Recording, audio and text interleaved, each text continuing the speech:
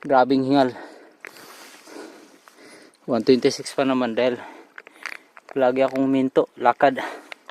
Kailangan mo talaga ng energy gel. Naka 5 km pa lang ako pag normal weather, walang snow. 10 km the same trail, di na ako gumagamit ng gel. Elevation lang naman dito, nasa 300.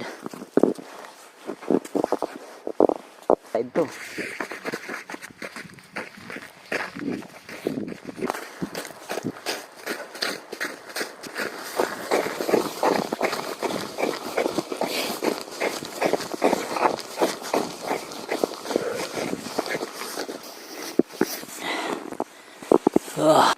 Oh.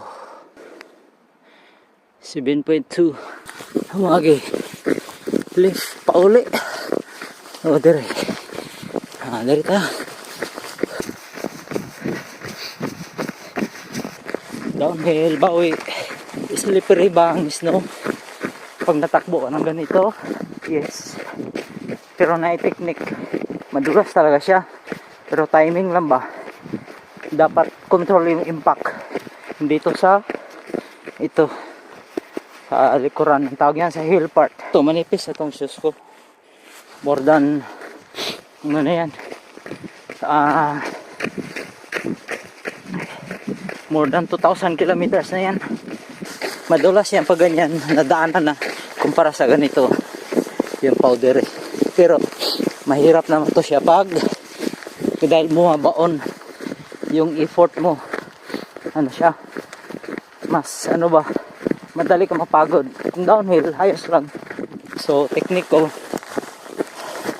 isang pa ako dito sa powdery part.